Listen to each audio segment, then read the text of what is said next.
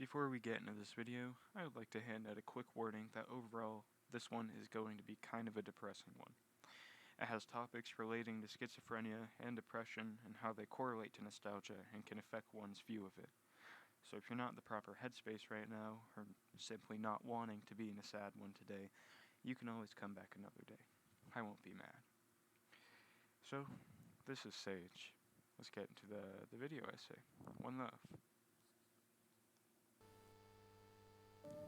How do you feel about the images and sounds put before you? If you're anything like me or the countless of others, you feel an almost immediate feeling of melancholy warmth. Flashbacks and memories might even start to flood your head. You might see the loading screens of old games you played on split screen with your friends. You might get flashes of birds flying past your backyard as you are alone gathering sticks to dig with. You might see childhood pets and friends pop up in your head as you're smiling about the memories that you've all made. You may, however, even get sad about this, knowing that those memories may never feel the same to your growing mind, and that you yourself may never truly get to experience those wonders again. This, to me, is nostalgia at its deepest. A feeling we all long for, but often once achieved, we don't truly know what to do with. For some of us, it's there to remind us that those memories made us who we are today. For others, it's there to show us that we will never be children again, and that these feelings will never be the same to us.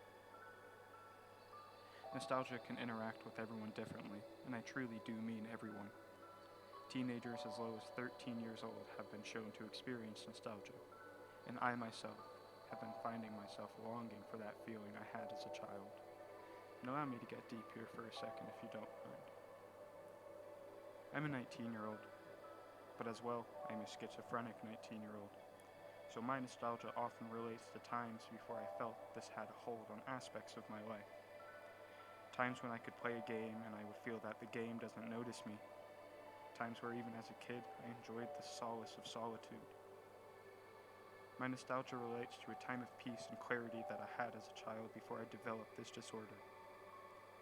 And while I understand it might not be the same feelings for everyone, of course not. Just like every heavy emotion in life, it hits all of us with differing force. But the root of the feeling is still there. The feeling that we all long to be children again.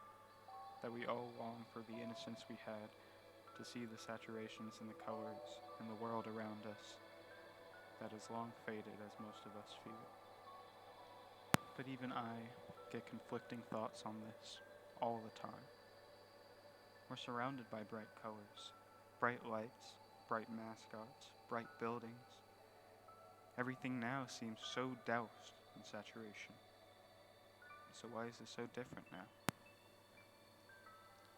The most widely known account of nostalgia would be from the French poet Marcel Proust, when after eating a Madeleine cake that he hadn't tried since his childhood, he said that it wasn't until trying it that those memories tied back to it would come flooding in.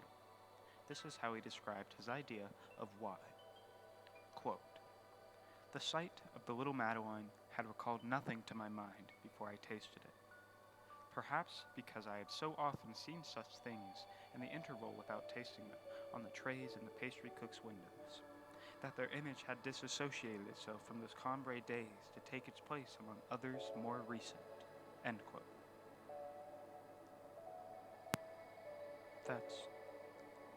That's truly it.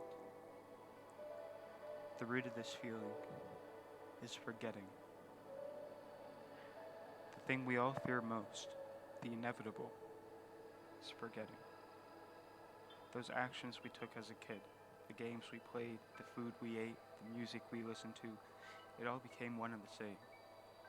We got older and moved past the small things that we looked at as important as children, losing sight of that saturation.